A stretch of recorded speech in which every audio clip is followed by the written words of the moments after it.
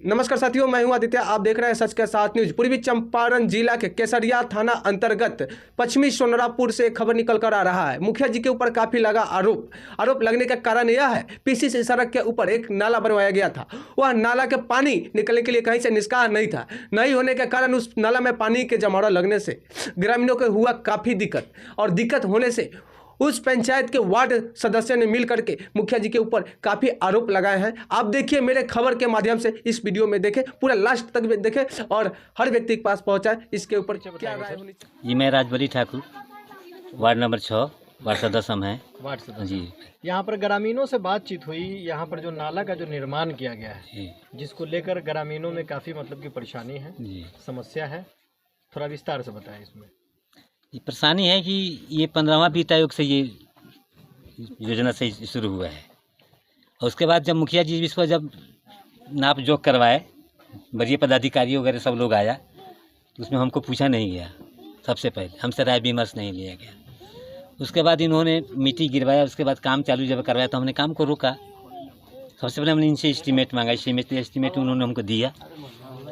देने के बाद में काम पीसीसी रोड था, पीसीसी पर मैंने बोला कि इसको खोद करके तब इस पर नाला बनाना है, लेकिन उन्होंने माना नहीं। पीसीसी के ऊपर ही 10 इंच का दीवार उन्होंने खड़ा कर दिया, ठीक है कि नहीं। उसके बाद हुआ कि बहुत जल्दी हो जाएगा, लेकिन जल्दी हुआ ही नहीं।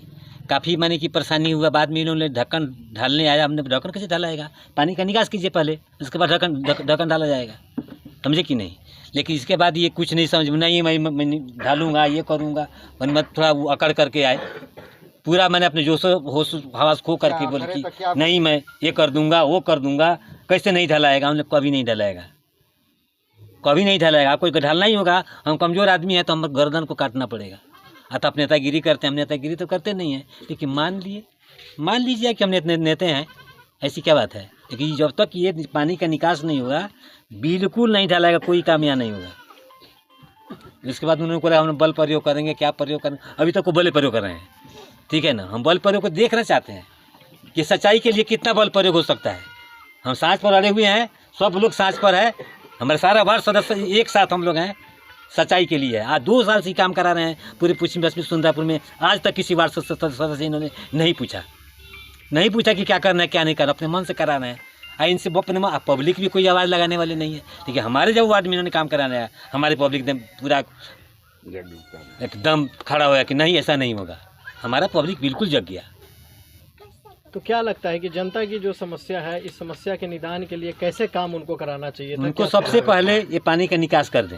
ये जो पानी जो जल जमा हो रहा है यहाँ पर, रोज मैंने नए कीड़े मकोड़े पैदा हो रहे हैं इसमें। डेंगू का प्रकोप भी बढ़ रहा है, समझे कि नहीं।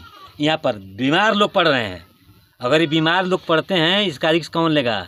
मुखिया जी को लिखित देना होगा उनको कि जितना लोग बीमार होगा इसका रिस्क हम लेते हैं, समझे कि नहीं। जी, मोबाइल बंद कर लीजिए भैया। चलिए स्टार्ट हो गया। हाँ चलिए, हटाइए, बंद हो गया। जी, तो बताया जाए यहाँ पर मतलब कि और किस वार्ड के वार्ड सदस्य हैं? जिस यही समस्या का समाधान के लिए मैं सब इन लोगों को मैंने राय विमर्श के लिए इन लोगों को मैंने बुलाया है। अच्छा। फ़ोन किए, सब लोग आए हैं। वार्ड नंबर 1 के वार्डपति हैं ये गुलाब राय जी हैं। वार्ड नंबर 2 के वार्डपति हैं ये श्री यादव जी हैं।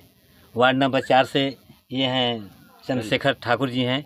वार्ड नंबर 10 से ये हैं उमेश राउत जी। वार्ड नंबर 12 से ये हमारे हैं रामप्रीत सहनी जी। मतलब कि सभी लोग यहाँ पर विचार विमर्श के लिए। और वार्ड नंबर 13 से हमारे यहाँ हैं श्रीनाथ सहनी जी। अच्छा, मतलब कि सभी लोग यहाँ पर विचार विमर्श करके किस प्रकार से मतलब कि इसका निदान किया जाए जो जनता की समस्या का समाधान हो सके। जी, वार्ड नंबर 14 हाँ जी, वासुदेव राय जी भी आए हुए हैं। जी, ठीक है सर, ठीक है, ओके, धन्यवाद।